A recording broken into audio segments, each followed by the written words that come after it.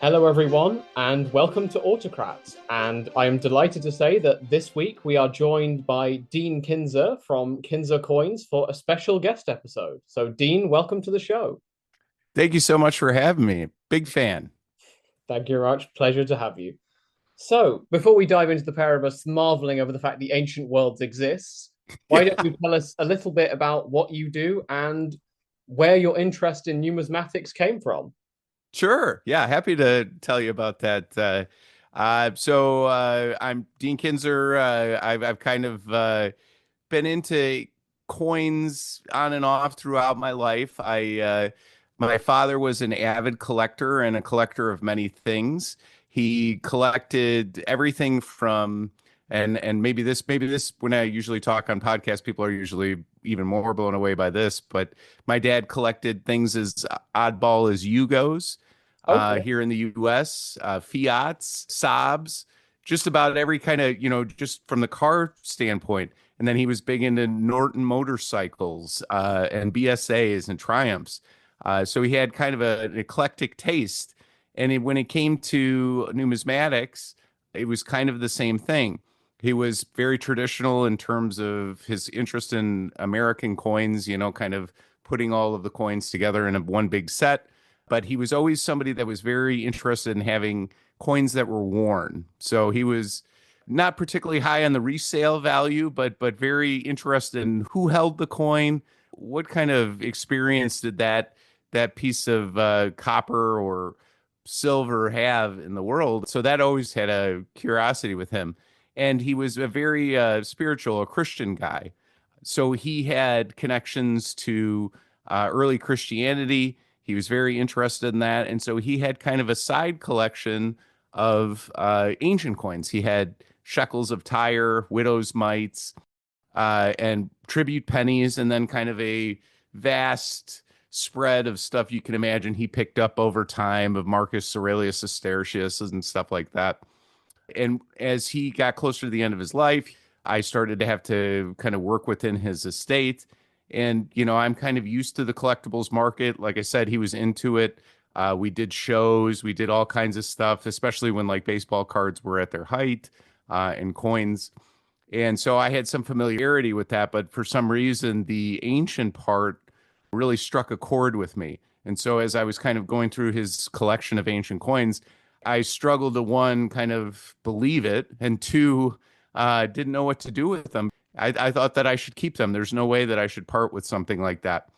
And as an American who consistently growing up had an American experience with antiques and stuff, if you've driven around the US, there's antique shops everywhere and it's kind of part of the culture, especially since we're a driving culture, lots Yeah. of places to stop along the way. But to us, antiques are 50 years old, 100 years old, right? Yeah. So in the grand scheme of things, those are new. And so, for the kind of translation between an 1800-year-old coin and what you're used to seeing was breathtaking, really.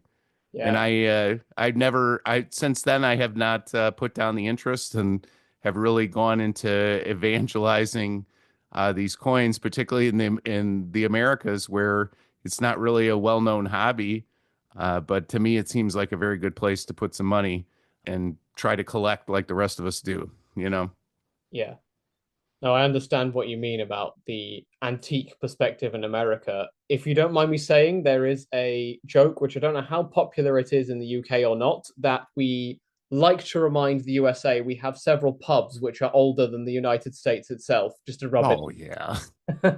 But rest assured, from both our standpoints, the coins we will be talking about today are considered old. So we have that in common at least. That's right. That's right. And basically, what we'll be talking about is, the time period as Romans got to know Britain, right? So kind of around that time range, but it all kind of comes together into one. And that's why it's neat. I mean, there are coins that I have particular interest that are like almost specific to Britain. I have an Iceni coin from about 100 years before Boudica. But Wow. it's so neat to think about because if she was around, she probably would have used the local currency, not necessarily the Roman, or it may have been a mix of both. But that, to kind of think about that in that time period with everything that was going on, it's very interesting. Yeah. Well, and as we've touched upon, you are, I believe, a big believer in the idea of coins telling a story by their very nature. That's So right. I hope that we can essentially do a little coin-based crash course through Roman history, which will simultaneously educate us on coins and be a test to see how well I remember the stuff that's coming ahead for us on Autocrat. Sure, absolutely. So, So yeah. I can kind of do the fast breakneck speed of ancient coins till you get to Rome. Coins started in Western Turkey, uh, just really as globs of electrum, not known if it's naturally occurring or if they mixed it at the time to make the alloy. But that became kind of the early form of currency. And our buddy King Midas or Croesus turned that into a kind of a state-run form of currency and then created a bunch of different denominations so that you could distribute at different levels and buy metallic. The Greeks and the Achaemenids kind of launched onto that or grabbed into that area about the same time.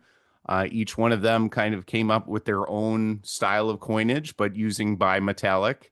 And the Greeks particularly expanded, started using their basis of a city state as a kind of almost a competition between making more and more beautiful and intricate coins over time.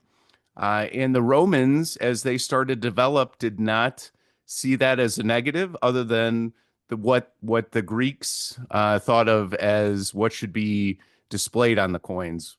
Greeks were, I would say, more apt to put a king, particularly after Alexander the Great, on a coin, which was as anti-Roman as it gets. And so they took a lot of, much like everything, they took a lot of what Greece did and perfected and made it their own and better, or their own. Yeah. Uh, and so, Roman coinage starts out as a mix of what was available at the time. The early coins really are these giant bronze cast coins that were used to fund the Punic Wars. And to me, these are probably the most interesting coins that you can look at.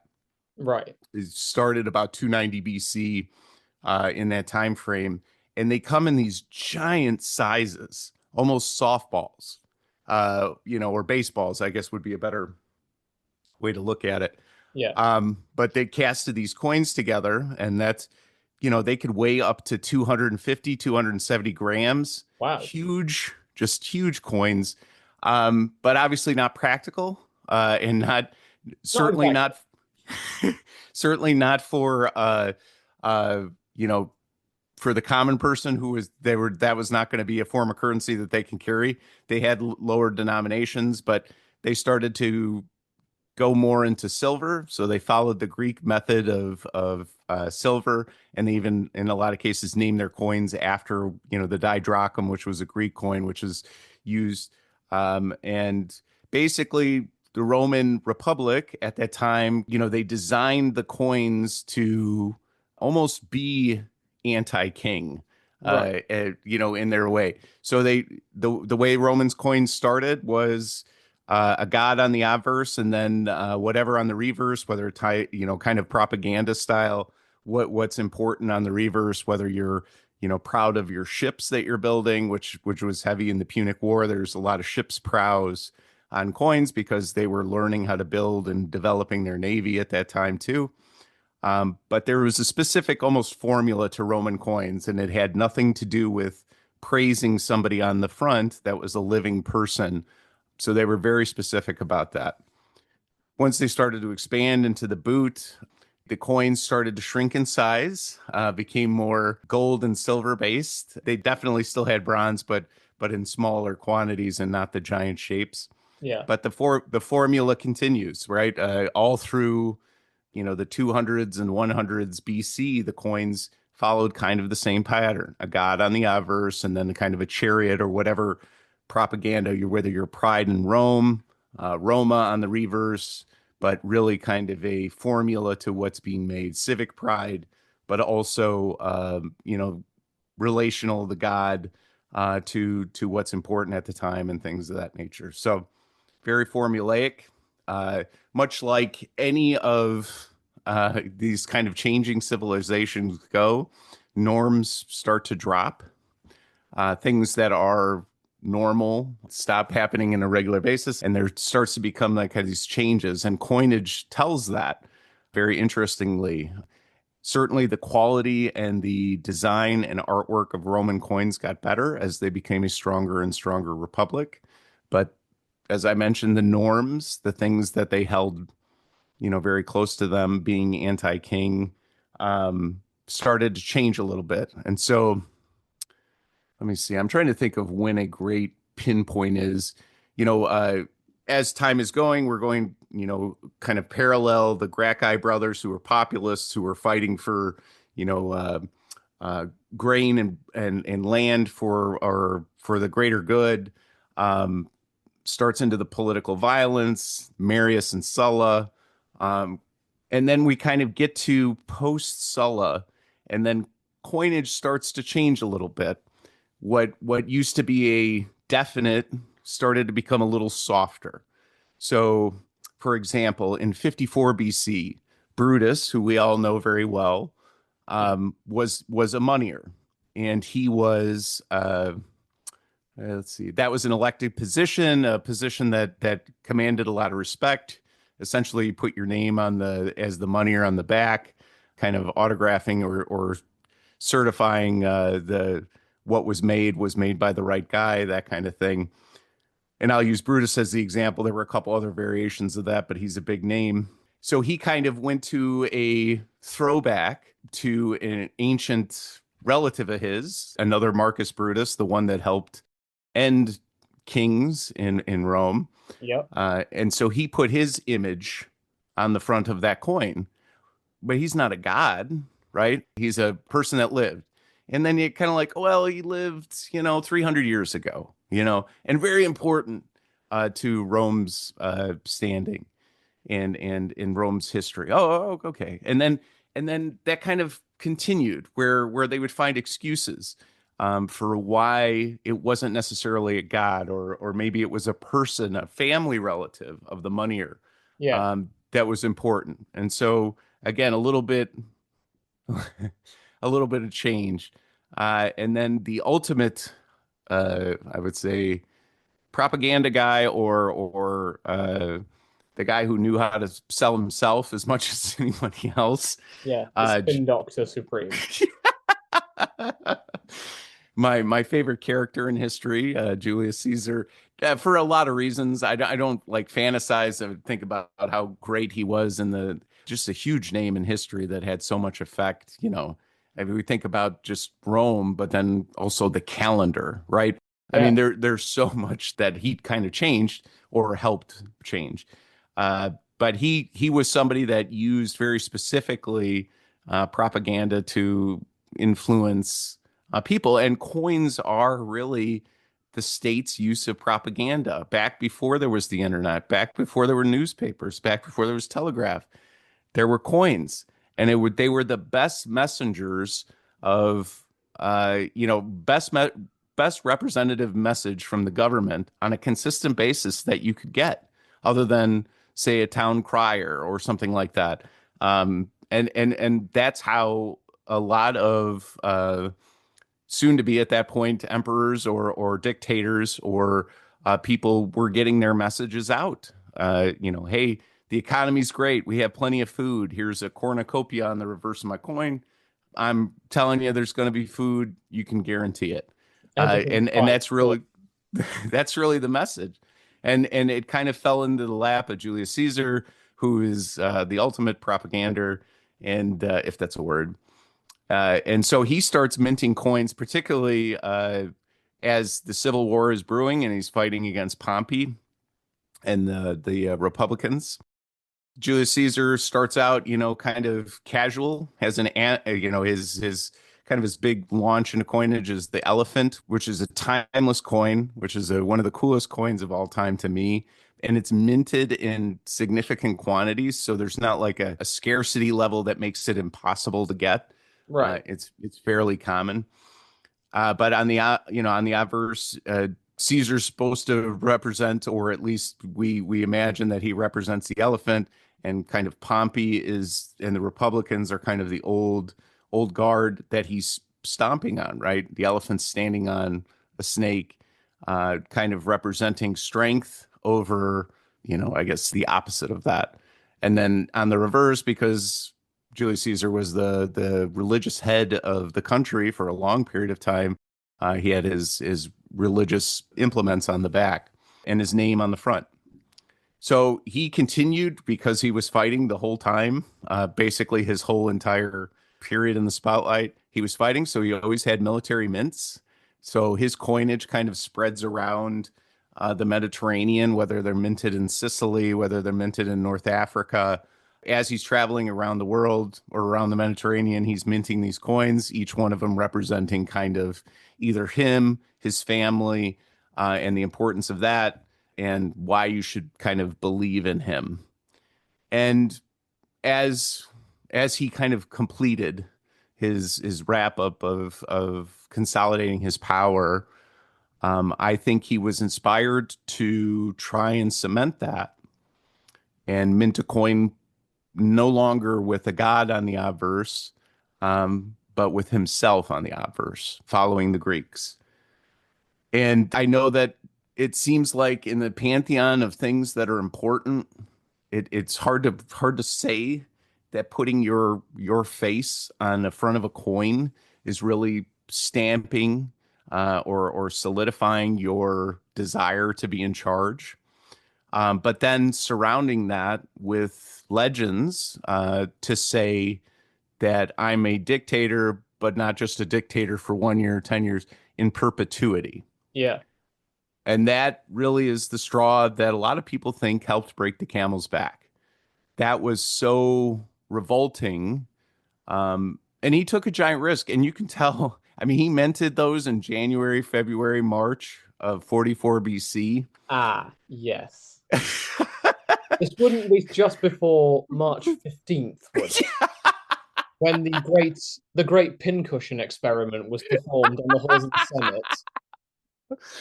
So I mean, just a bold. I mean, I know they had fooled with it in the past, but he was strong with it. And, like I said, a lot of people think that the coinage kind of pushed him over the edge, Yeah. and that caused the Republicans, or the people that thought that Rome should be a republic, over the edge, and said, hey, this guy thinks he's a king or a god, and we can't have that. So obviously we know what happened. And then that's where it gets even more interesting, right? So we've had kind of two competing sides. We started out with the Roman Republic, and then we're kind of breaking apart to Republicans and Julius Caesar. And then kind of after Julius Caesar dies, then it just becomes kind of a big mess. So then it's a free-for-all. And Pretty much. basically people start minting coins with their face on it. Mark Antony, 44 BC, mints a coin with his face on the obverse and a shroud to let you know that he's mourning Julius Caesar. Octavian does the same to try and say, hey, we're also important. We're important in the pantheon, but also we care so much about Julius Caesar. We're mourning him and displaying that on our coins. And that's a huge change, right? Even Brutus gets in on the game.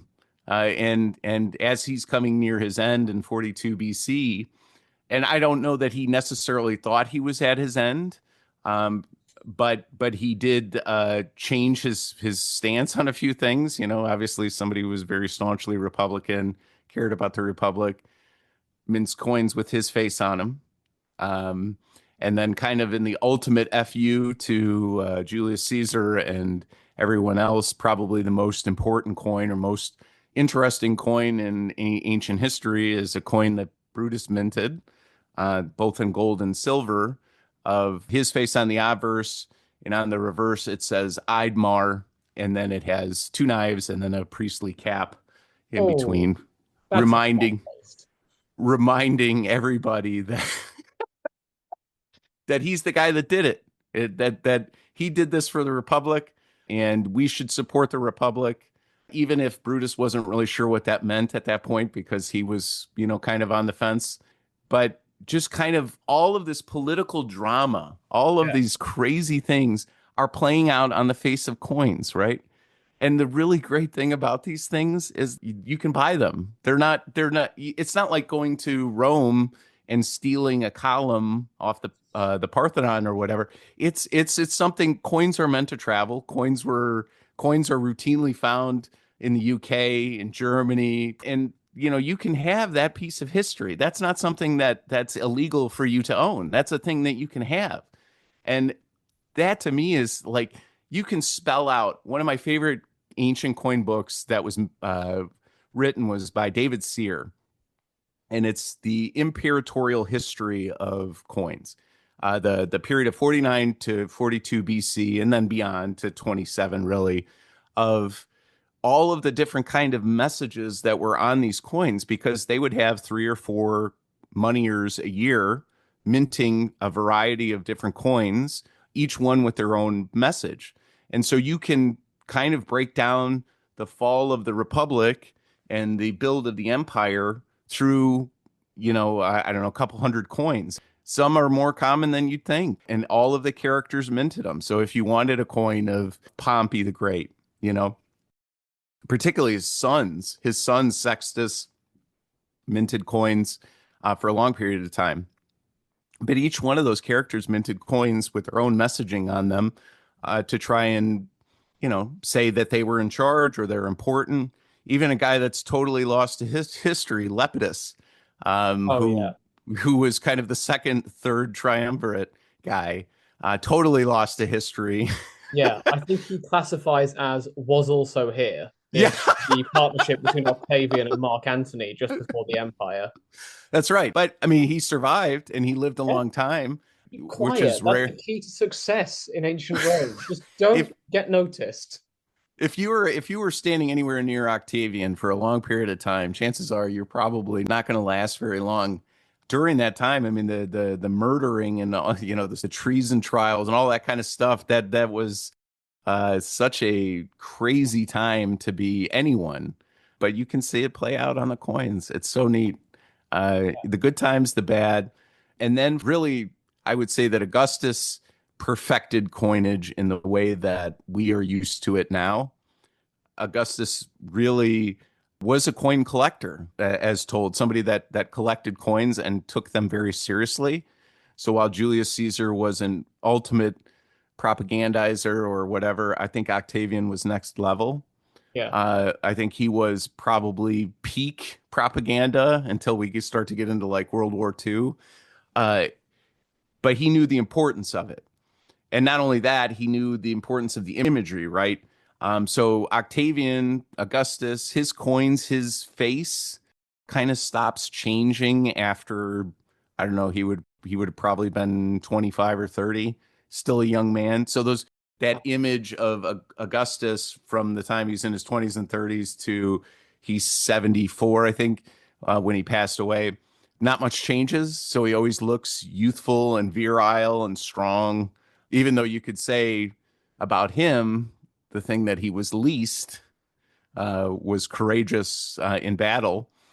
yeah, And but he minted coins to kind of counter that, whether the Parthians gave back the standards of Marcus Crassus bending a knee on the back of a coin. He did exude, even though he was not known for it, and certainly if it wasn't for Agrippa, probably wouldn't have been the same guy. But he used coins to exude strength, even when things were really tough and they were fighting like Sextus was starving out Rome. He was using coins to remind you that, hey, I'm going to get you that food. I promise there's going to be bounty, and then peace. And then that was his real big deal.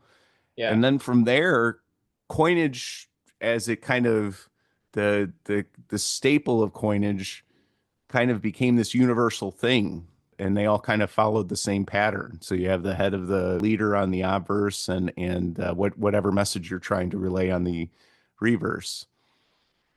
Do you want me to keep going because then it gets even more interesting, right? Oh yeah, well, Um, seeing as we've got the, as I'm going to call it, the bad times coming up very shortly, definitely yeah, interesting. I am very fascinated, though, that Augustus essentially carried out a cheaper equivalent of plastic surgery by looking eternally young on his coins. That's very that's interesting. right. Yeah, I mean, he had to, you know, I think if you read I Claudius, right, Oh they yeah, talk what the about bloke? how all of them have bad hairlines, right? I think that there was a prophecy about the Julio Claudians and that Yeah, they were all balding or bald. And Augustus was one of them, but his coins never show that. He never, always a thick, full head of hair, you know. yeah, Um, and I'm telling you, he looks like a chiseled 35-year-old on most of his coins, particularly late when he would have been much older than that. But using that as a, and I think the statues are the same. I think the statues show him as a young man, well past his prime. yeah, Um, but he knew that that was effective. That's very interesting. yeah, So essentially, at that point, Rome settles and becomes an empire. Augustus organizes the government and turns it into a kind of a machine for him and something that he can pass down. Then it becomes kind of a regular process. There are different kind of denominations that come about, that come and go, that you different levels of bronze, different values over time. But really, the Roman coin remains the same at that point. It becomes the emperor on the obverse with a list of their, we call them legends now, and we continue even King George, right? He has coins with legends that tell you who he is and how long he's been in power. 2,000 years after Augustus, it's the same, essentially the same script. He puts Rex, but you know they obviously wouldn't call themselves king. They would call themselves Augustus or Caesar, and so that would be in their title along with how long they were in power, how many years they were consul, if they're Pontifex Maximus, and it's just really a description of who they are, a representation of their face, and some of them, you would say were not ashamed of what they looked like. Even Nero, you can see Nero grew over time. He put on weight, yeah, and he wasn't embarrassed about that, and he didn't hide it. He did put it on coinage, and it may, I don't know if this is accurate at the time, but it may have been that he was heavy and he was showing that to show that he was wealthy or strong. May have been a take at that time. But yeah, I mean, and so some of those leaders, the Othos, the some of those emperors didn't care as much. Vitellius, uh, what they looked like, and so they were happy to show you what they look like so you could recognize them. Uh, and then obviously we go through a transformation. We have the five good emperors who really solidified Rome yeah, and kept it, and they followed that tradition. They followed the same coinage. They followed the same, and really the purity of the silver, the purity of the gold, the consistency of the weight, all that kind of stuff. It did drop off a little bit, but from the height of the Republic, but not much. But unfortunately, what happens next is which is it's really one of the coolest things is you can watch the empire kind of bleed out through coinage, ah, and how their economy suffered tremendously because of it. And that's another neat part about ancient coins. yeah. I'm wondering personally whether numismatists feel a lot better about people like Antoninus Pius, who are often portrayed as boring because nothing happened, but the That's coins right. I'm imagining stayed very consistent over those 23 years. It's the good years, right? If Yeah, you can have predictability, if you can have really after Nero, there was a fight, but then it kind of followed a particular order. Really, the thing that always seals the deals on emperors or kings is a lack of succession planning or acceptance of your succession planning. So with Nero, there was no succession planning, and so it became a fight for that. But the five good emperors, Nerva, all those guys, they didn't think of succession as something that had to come within your family. You yeah, would adopt somebody, but you would adopt the person that you thought could do the best, right? Or you thought would represent who you were. And that worked out really well until Marcus Aurelius changed it and really kind of set the empire on a bad path Yeah. moving forward. And that's really the point. It's even in what's the Andrew Gibbons book, right? Oh, Edward Gibbon. Edward Gibbons, Yes, yeah. the decline and fall of the Roman Empire. Yeah. That's where they have copies of his books, his series, and they have the little pillars, and you can show them strong, and then they start crumbling over time. So you have like if you have the whole collection, you have a row of these columns, and they just get worse over time as the empire's falling. Oh, on the spines, you mean? Yeah, yeah, Oh, yeah. that's clever. Yeah, that's a neat one. But that's Yeah. when it really starts to crumble. Yeah. The fact that he starts with Commodus in a book literally called The Decline and Fall is never a good sign. That's really it. I mean, and because I'm on the internet, because I do internet stuff, I see a lot of Stoic stuff. I understand what Marcus Aurelius was saying, and I think he did a lot of good things, and certainly was a philosopher. But a lot of what he said is contradictory to what he did, Yeah. and particularly by allowing Commodus to take over really is I think probably the undoing of what could have been a really good I mean if he had just followed the path that his stepfathers or however you call it took, he probably could have extended the Roman Empire by at least a bit, or at least it would have been in better shape. Yeah. But Commodus was so bad. I mean, Interesting just character. an actor, kind of like Nero, right? Somebody who liked to be on a big stage and fight wounded animals and wounded humans, and thought of himself as this, ultimate fighter and all that kind of stuff, but had no intention on governing or allowing people to govern for him. Just oof. And it took what let's say to Diocletian, right? Is really the next time there's stretches of predictability within the empire. I Yeah. think I think there were 26 emperors in 50 years. Something like Um, that, yeah. Coming up after about, I mean, the crisis begins with the year of 6 emperors, so that should right. tell our listeners enough. that's that's where it starts.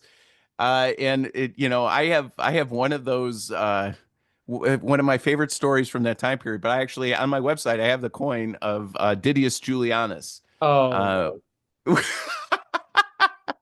I mean, when we ever think about how rotten a government can be, that's when you point to like the height of just buying the emperorship. Forget it. I'm just going to buy it from the people that probably assassinated the guy before.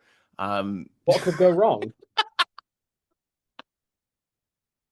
I think people always get a kick out of it's like you tell the story and then 66 days later it's over. Oh yeah.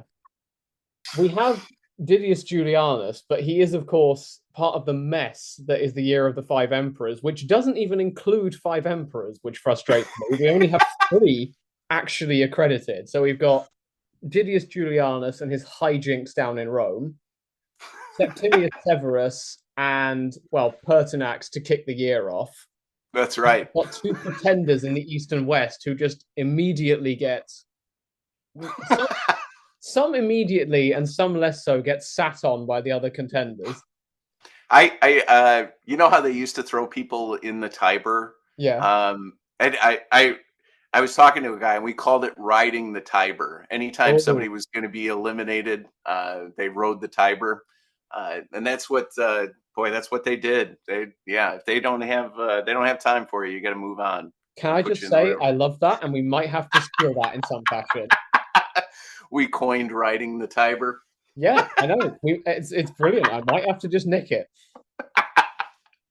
So That's yeah, awesome. So Didius Julianus is probably one of the, kind of like on a level of Marcus Crassus being killed by having molten gold poured down his throat.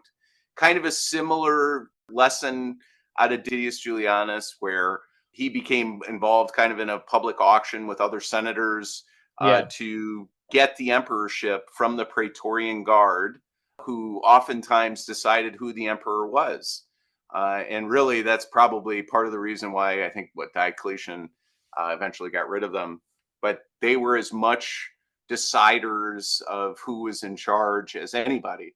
And so Didius Julianus, I think the ending bribe dollars was like 25,000 sestertius per Praetorian Guard that were involved. Yeah. And so he ended up buying the emperorship in that period, which is legendary. And it only took 66 days for that to end badly.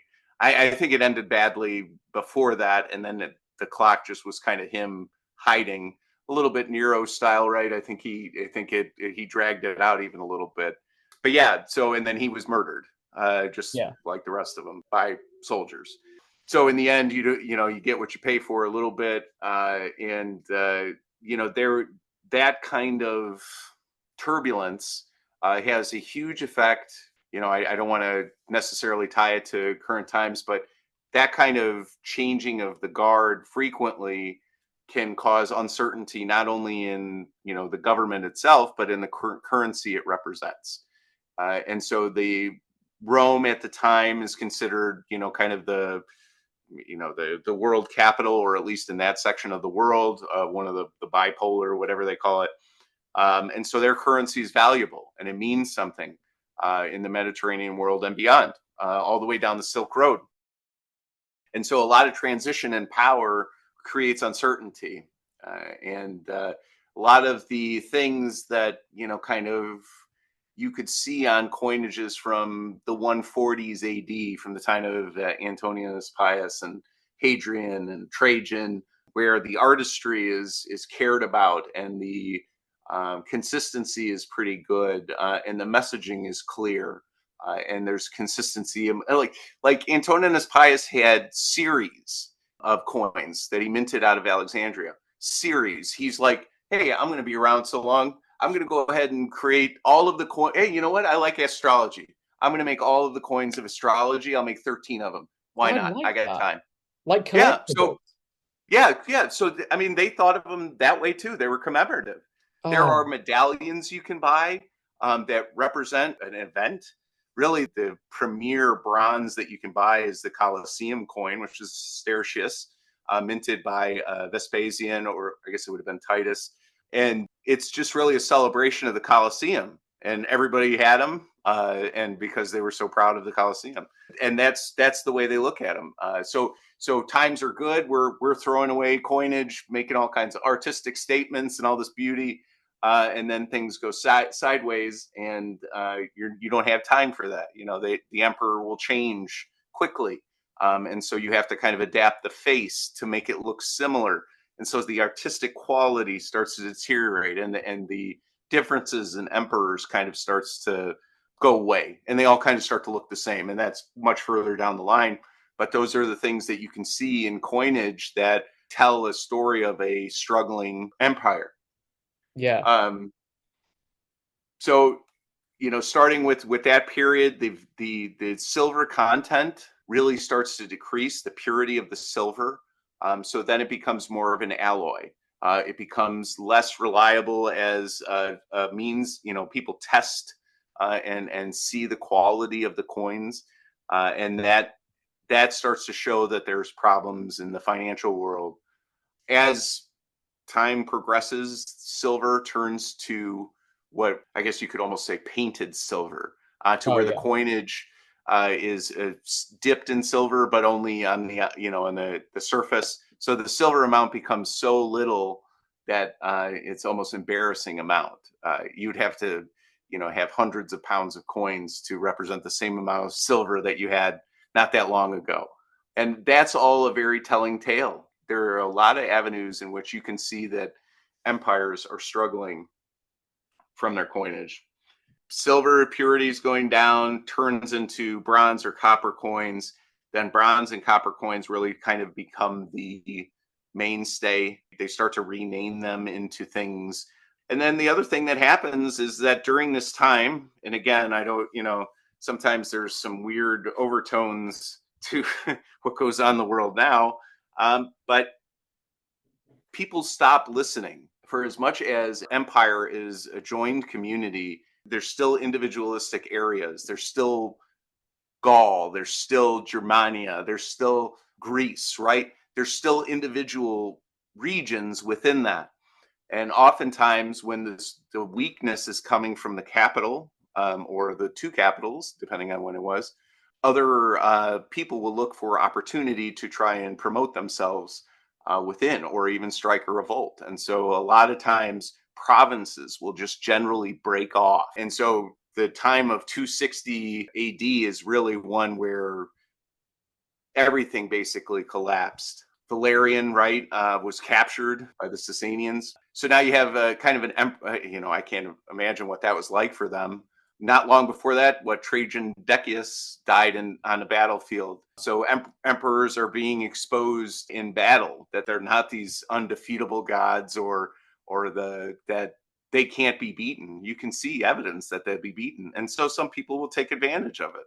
One of the coolest revolts of all time to me is the Palmyrini revolt, Queen Zenobia. What a fantastic story that is. They really, for a long period of time, revolted against the empire and really kind of established themselves as an independent nation. And it kind of took the skill and mastery of Aurelian. But that's another one that, like, if you're trying to peel into layers that you can try to find interest in coins, that's another one. Zenobia minted coins. She minted coins with her, and then she also minted coins with her son and Aurelian on a coin to show that they were connected, that they were both powerful. Yes. And so there's this whole era where coins are not even Roman anymore. They're Roman adjacent, Yeah, right? rebel states.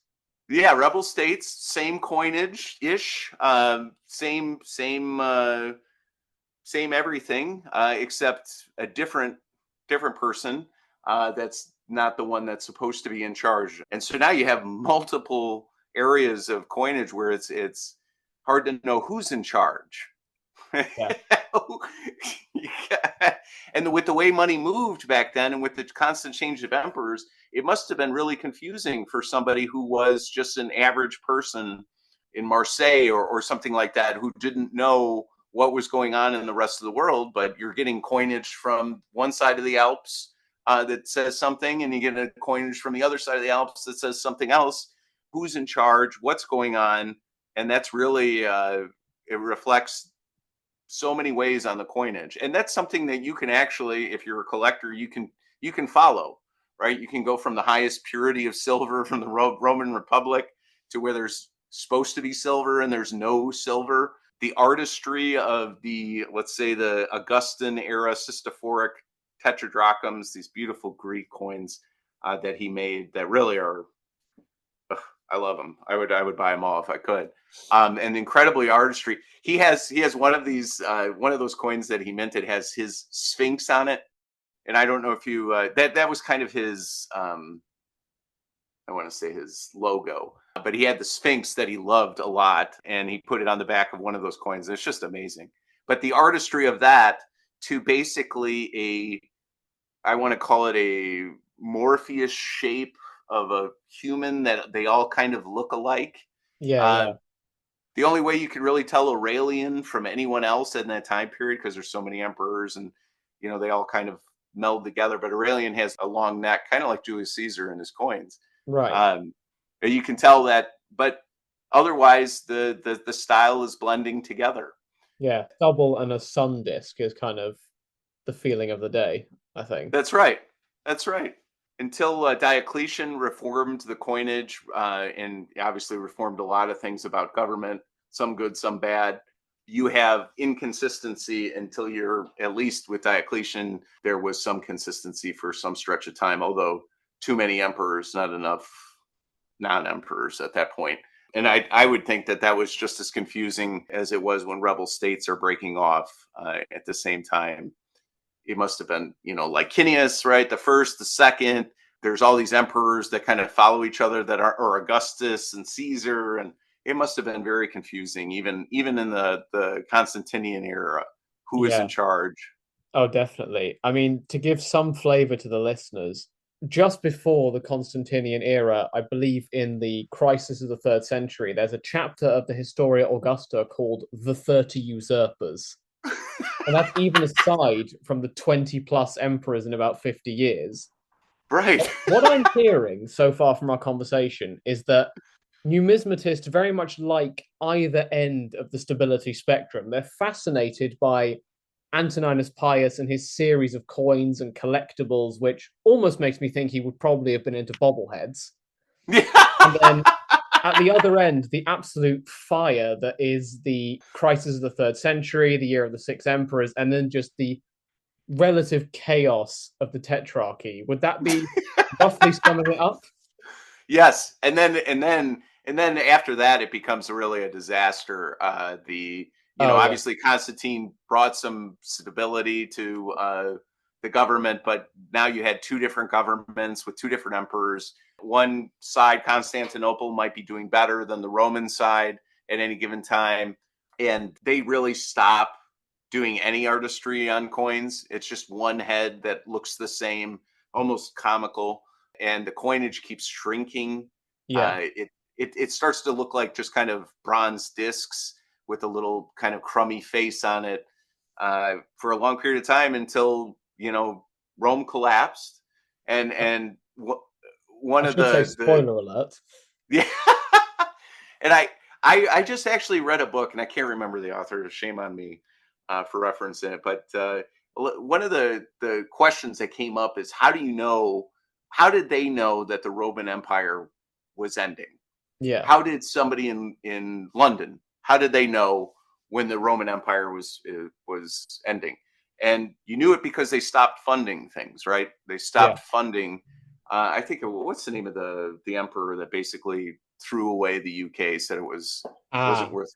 that would be Honorius, Yeah, where the Honorius. Brits Yes. send out a cry for help, and the Empire essentially answers, "We're kind of busy right now, arm yourselves.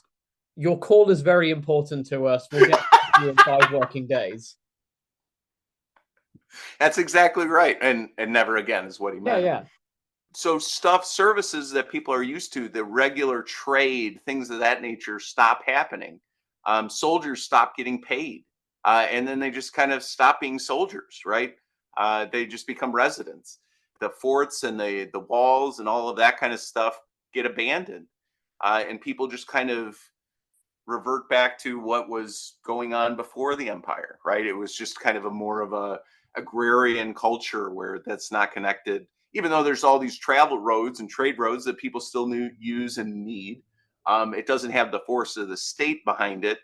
And so these local independent guys, Odavasser and those guys, aren't going to invest in these huge infrastructure projects or support any of that. The support for that kind of thing just dissipates, and the same thing happens with coinage, right? yeah, A lot of what was going on in that time period, not only with the usurpers but people that were conquering land from Rome, um, were just modeling their coinage after it or stealing it to do the same thing. So a lot of the gold and bronze coins from that time period are indistinguishable between Roman and the king of the day, who was in charge, the Lombards, stuff like that. It all kind of became the same because everybody knew what was representative in coinage, what you needed to have in it.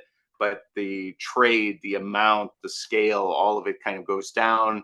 The value, the commodity portion of the coinage is not as great, or is not as frequently made. The bronze becomes the king of coinage. And then obviously, as you follow the kind of the fall of the Byzantine Empire, silver goes away. Silver is not a thing that the Romans, which I still call Romans out of, because they call themselves Romans, out of yeah, Constantinople.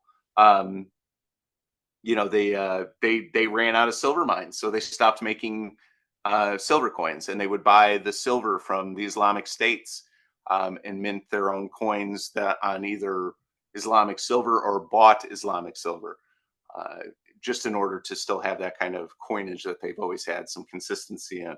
But that's how you can see. I mean, to look at a coin from And one of my good friends just made a video about this.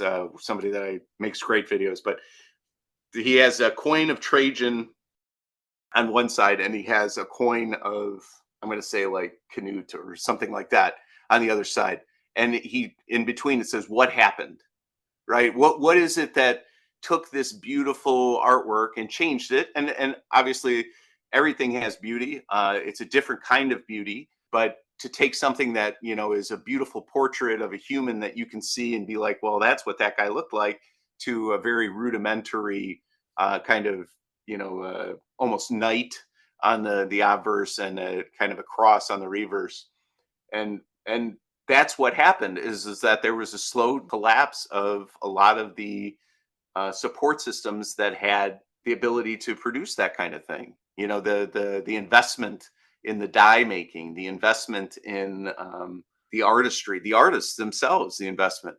A lot of artists had to be patronized. Somebody had to pay for that. And sometimes the money's there and sometimes it's not. And when there's not a collective state sponsor of buying that kind of stuff, it disappears. And so that's kind of how it went. And it really took until your ancestors and probably mine started reinvigorating the coinage through the Renaissance. The Austrians made these beautiful coins, tried different ways of doing it, but the artistry, the artistic value didn't really start coming back until the Renaissance.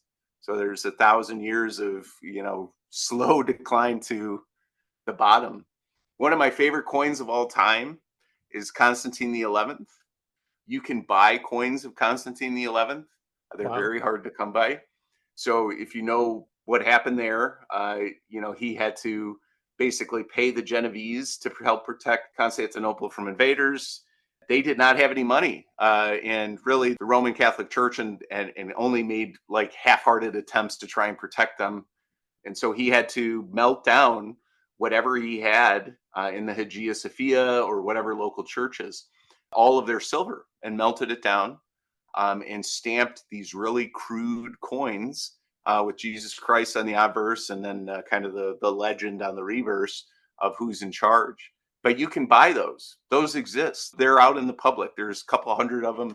But that coinage tells a fantastic story, and that's why I love it so much, is that the desperation of Constantine the 11th and the end of a 2,000-year empire / republic ends with a Peter, with Constantine the 11th frantically melting down silverware to pay off somebody to help protect him. And that's kind of the end of what happened. And then there just be kind of a rebuilding towards something better again. But it's so fascinating to me. I mean, I always think about, if you held one of those, that you know exactly what they paid for. One of my favorite stories from the imperatorial times is Labienus. I'm sure you're familiar with Quintus Labienus. His son was a Republican and somebody that fought on the side of Brutus. Yeah. And he arranged and worked with the Parthians to try to take back some of the land from Mark Antony, particularly in the west or the east. And he paid Parthian soldiers to come help him. There's a series of battles where the Roman or the Mark Antony general actually outperformed what anybody thought he could and helped set that invasion backwards. But he minted coins, Labienus did, for that money to give to the Parthians. And it's him on the obverse, and on the reverse is a horse, which is not common in ancient Roman coins, this horse, but to represent the strength of the Parthians, right? The partnership and that's something you can buy. That's exactly what that went to help fund kind of a revolt against Octavian and Mark Antony. And that's how specific these coins can get. And that's why it's so personal. That's why it's so valuable to me, is because history can be read in a book, but it can also be felt. And I think that coins have a fantastic way of doing that, connecting you to how tough times can get, and how big the picture really is. Yeah. And I'm sure we'll get to that whole picture on this show, and I have no idea how many episodes, but for now, it's been a very useful recap. Yeah. And the other one that I really like, the hexagram that Heraclius minted. He Oh minted yeah. a silver coin right around It's like 615 to 632, right? And so you have the Sasanian Empire crumbling, which he helped crumble, right? I mean, he helped defeat them, and the rise of Islam. And all of that's transpiring at once.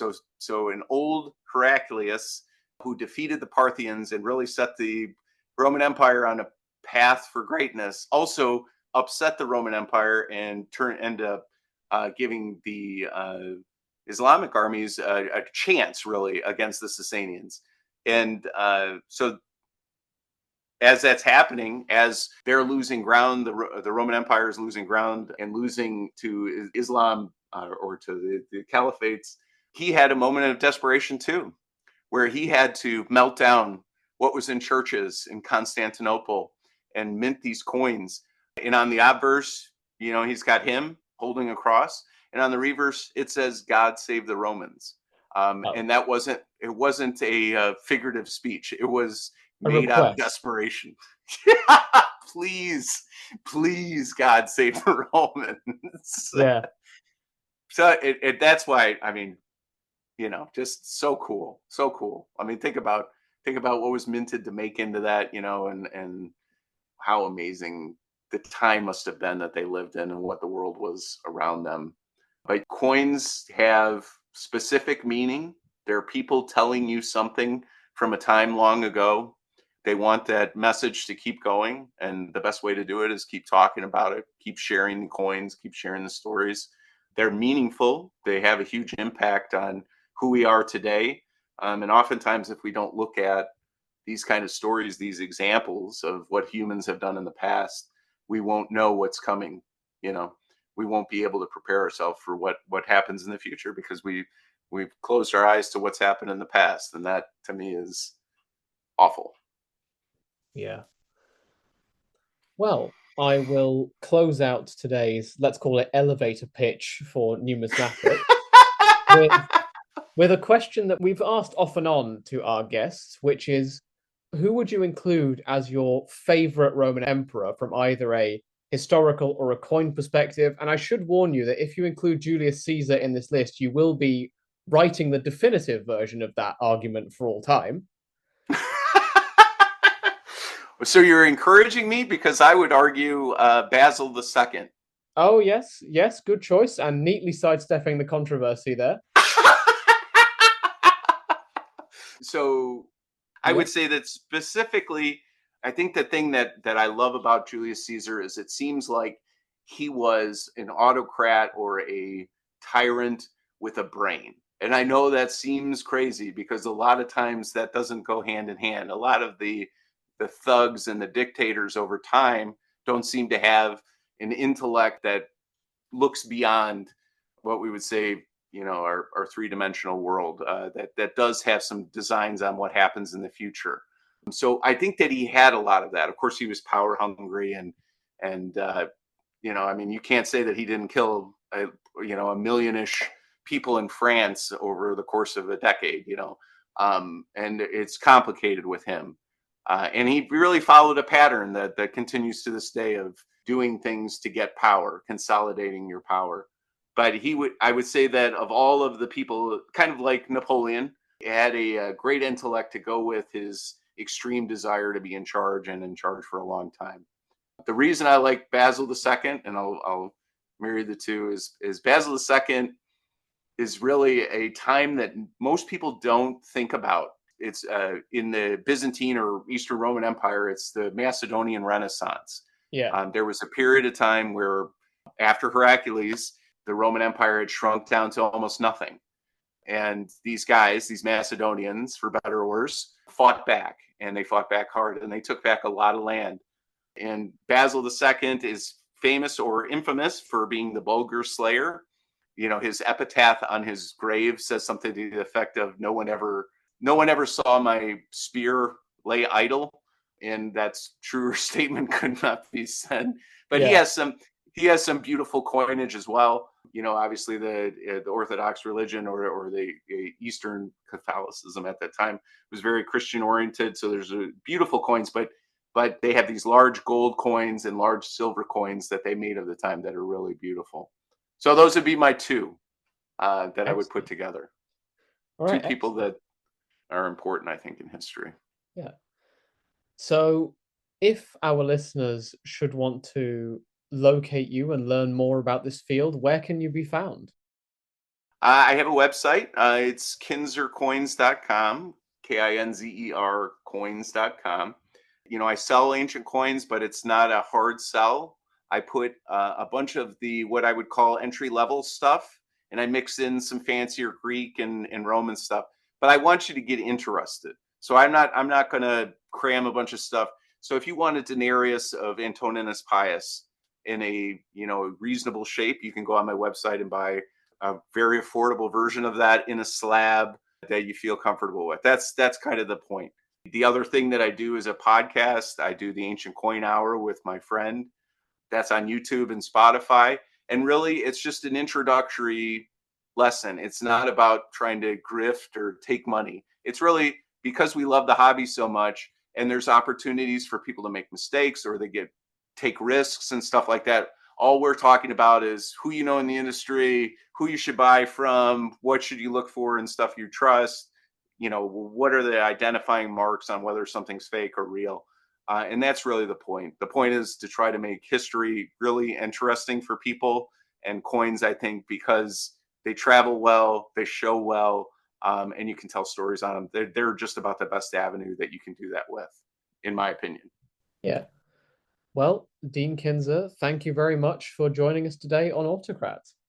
Thank you very much. I appreciate it so much. And until next time, have a great week, everyone.